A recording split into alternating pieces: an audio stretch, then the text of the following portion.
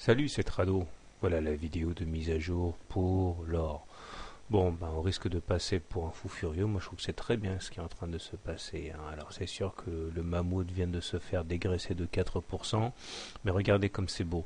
On vient juste de tester la moyenne mobile à 20 séances, dont j'attendais désespérément le contact. Je vous avais dit à moult reprises que on était en apesanteur par rapport à la M20 et que c'était vraiment comme construire sur des sables mouvants.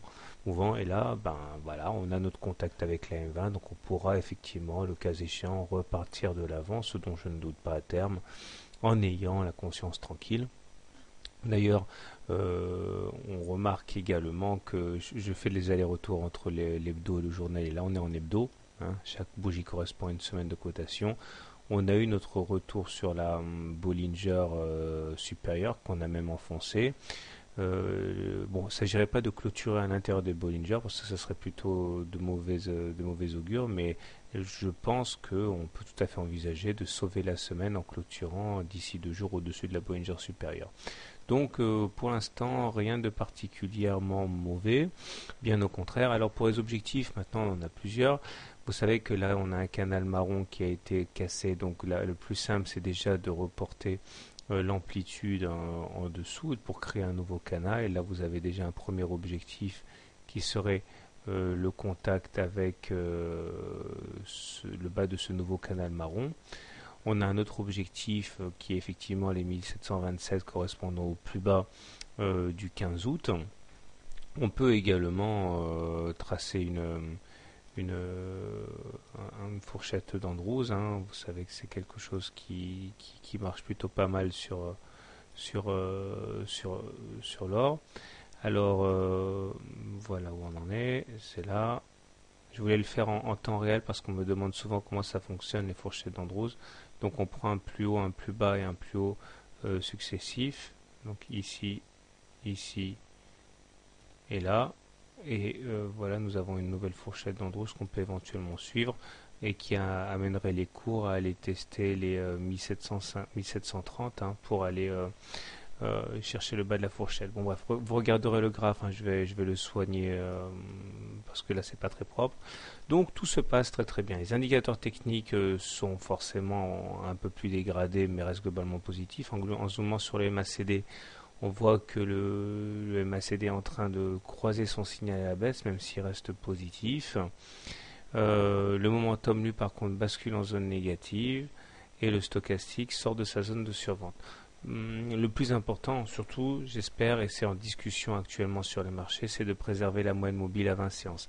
Si nous clôturons de manière significative sous la M20, ce serait un coup d'arrêt à la tendance haussière sur cette unité de temps, mais je pense qu'on peut clôturer au-dessus, hein. Il reste encore quelques heures de cotation, pas impossible qu'on clôture au-dessus. Je pense qu'actuellement, ce qui est en train de se passer, c'est la conjonction de deux choses. Un, le fait qu'on ait rallié, qu'on ait touché les objectifs haussiers en journalier, en hebdo, comme on l'a vu hier, ça a entraîné que beaucoup de traders ont lâché leur position parce que l'objectif a été atteint. Et puis il y a aussi le fait, fondamentalement, je l'ai dit hier, qu'on tape sur l'or afin qu'il n'atteigne pas les 2000 $, puisque ça serait vraiment une sérieuse alerte pour la solidité du roi dollar lui-même.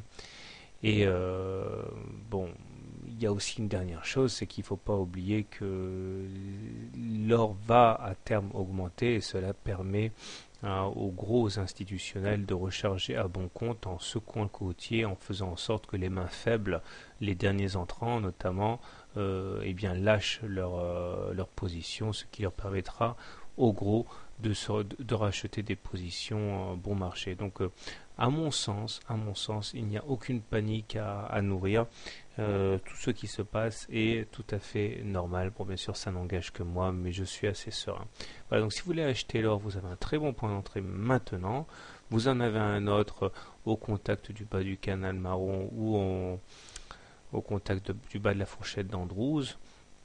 Si vous voulez shorter l'or, eh bien vous avez un bon point de contact en cas de retour sur la M7, ou alors si vous êtes vraiment très agressif, shorter maintenant puisqu'on est au-dessus, on est en train de casser la M20.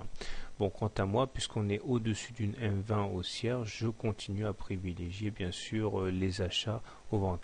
Il est cependant impératif de voir la manière dont on va clôturer définitivement ce soir, à savoir si on est en dessous de la M20, ce qui serait un coup d'arrêt à la tendance haussière sur cette unité de temps, ou si on clôture au-dessus, ce qui au contraire montrerait on a préservé cette tendance haussière. Pour l'instant, on est ric-rac dans le scénario haussier. Bonne soirée, bon trade et à demain.